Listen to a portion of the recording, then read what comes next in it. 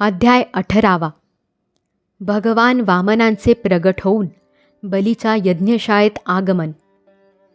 श्री शुक म्हणतात, जेव्हा ब्रह्मदेवांनी अशा प्रकारे भगवंतांच्या शक्ती आणि लीलेची स्तुती केली, तेव्हा जन्म मृत्यूरहित पीतांबरधारी भगवान अदितीच्या समोर प्रगट झाले. त्यांनी 4 हातात शंख, चक्र, गदा, पद्म धारण केले होते. कमलदलाप्रमाणे त्यांचे आकर्ण नेत्र होते. श्यामवर्ण अशा त्यांच्या श्रीमुखाची शोभा मकराकृती कुंडलांच्या कांतीने आणखीच झळकत होती. वक्षस्थळावर श्रीवत्सचिन्ह, हातांमध्ये कडी, भुजांमध्ये बाजूबंद, मस्तकावर किरीट, कमरेला कमरपट्टा आणि पायांमध्ये नुपूर झगमगत होते. आपल्या वनमायेने भगवंत विराजमान झाले होते. तिच्या 4 बाजूंना भुंगे गुंजारव करीत होते. त्यांच्या कंठामध्ये कौस्तुभमणी शोभून दिसत होता. भगवंतांनी अंगकांतीने कश्यपांच्या घरचा अंधकार नष्ट केला. त्यावेळी दिशा प्रसन्न झाल्या. नद्या आणि सरोवरांचे पाणी स्वच्छ झाले. प्रजेच्या हृदयात आनंदाचा पूर आला. सर्व ऋतू एकाच वेळी आपापले गुण प्रगट करू लागले. स्वर्गलोक, अंतरिक्ष, पृथ्वी, देवता, गायी, ब्राह्मण आणि पर्वत या सर्वांच्या हृदयात आनंदाचा संचार झाला. ज्यावेळी भगवंतांनी अवतार घेतला त्यावेळी भाद्रपद शुक्ल पक्षातील श्रवण नक्षत्रयुक्त 12शी तिथी होती. अभिजित मुहूर्त होता. सर्व नक्षत्रे आणि तारे भगवंतांचा जन्म मंगलमय असल्याचे सूचित करीत होते. परीक्षिता, ज्या तिथीला भगवंतांचा जन्म झाला होता तिला विजया 12शी असे म्हणतात. त्यावेळी सूर्य आकाशाच्या मध्यभागी होता. त्यावेळी शंख, ढोल, मृदंग, डफ, नगारे इत्यादी वाद्ये वाजू लागली. या निरनिराळ्या वाद्यांचा आणि तुतार्यांचा मोठा आवाज सर्वत्र दुमदुमला. अप्सरा प्रसन्न होऊन नाचू लागल्या. श्रेष्ठ गंधर्व गाऊ लागले. मुनी, देवता, मनु, पितर आणि अग्नी स्तुती करू लागले. सिद्ध, विद्याधर, किंपुरुष, किन्नर, चारण, यक्ष, राक्षस, पक्षी, प्रमुख नागगण आणि देवतांचे अनुयायी नाचू गाऊ लागले. तसेच खूप स्तुती करू लागले. त्याचबरोबर त्यांनी अदितीच्या आश्रमावर पुष्पवर्षाव केला. जेव्हा अदितीने आपल्या गर्भातून प्रगट झालेल्या परमात्म्याला पाहिले तेव्हा ती अत्यंत आश्चर्यचकित आणि परमानंदित झाली. प्रजापती कश्यपांनी सुद्धा भगवंतांनी आपल्या योगमायेने शरीर धारण केलेले पाहून आश्चर्यचकित होऊन त्यांचा जय जयकार केला. भगवान स्वतः अव्यक्त आणि चित्स्वरूप आहेत. त्यांनी जे अलंकारांनी आणि आयुधांनी युक्त शरीर ग्रहण केले होते त्या शरीराने कश्यप आणि अदितींच्या समोरच जसा नट आपला वेश बदलतो त्याचप्रमाणे बटुवेशधारी ब्रह्मचार्याचे रूप धारण केले. भगवंतांची लीला अगाध आहे. त्या वामन ब्रह्मचार्याला पाहून महर्षींना अतिशय आनंद झाला. त्यांनी कश्यप प्रजापतींना पुढे करून त्यांचे जातकर्मादी संस्कार करविले. जेव्हा त्यांचा उपनयन संस्कार होऊ लागला तेव्हा स्वतः सूर्याने त्यांना गायत्रीचा उपदेश केला. देवगुरु बृहस्पतींनी यज्ञोपवीत आणि कश्यपांनी मेखला दिली. पृथ्वीने कृष्णाजीन, वनाचा स्वामी चंद्राने दंड, माता अदितीने कौपीन व कटिवस्त्र आणि आकाशाने छत्र दिले. महाराज, अविनाशी प्रभूंना ब्रह्मदेवाने कमंडलू, सप्तर्षींनी कुश आणि सरस्वतीने रुद्राक्ष माळ अर्पण केली.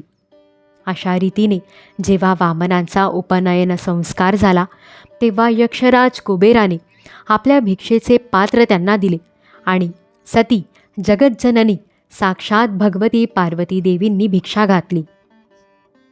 अशा प्रकारे जेव्हा सर्व लोकांनी बटुवेशधारी भगवंतांचा सन्मान केला तेव्हा ते ब्रह्मर्षींनी भरलेल्या सभेत आपल्या ब्रह्मतेजामुळे अत्यंत शोभायमान दिसू लागले.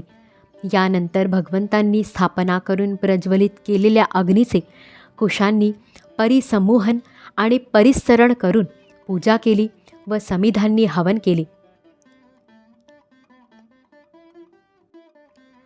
त्याच वेळी कीर्तिमान बली भृगूंच्या आदेशानुसार पुष्कळसे अश्वमेध यज्ञ करीत आहे असे ऐकून सर्व शक्तींनी युक्त भगवान चालताना आपल्या भाराने पावला पावलाला पृथ्वीला नमवीत बलीच्या यज्ञमंडपाकडे गेले.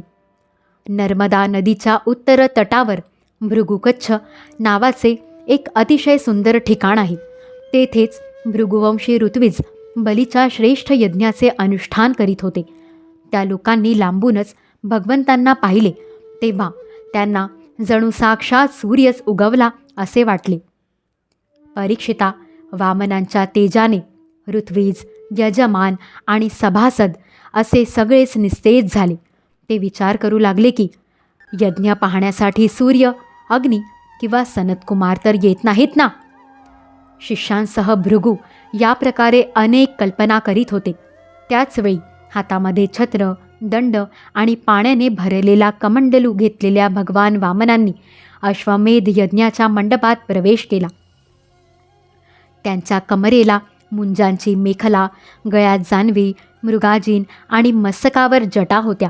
अशा प्रकारे आपल्या मायेने बुटक्या ब्राह्मण ब्रह्मचार्याच्या वेशात भगवंत आलेले पाहताच भृगू आपल्या शिष्यांसह त्यांच्या तेजाने निष्प्रभ झाले. ते सर्वजण अग्नींसह उठून उभे राहिले आणि त्यांनी वामनांचे स्वागत केले.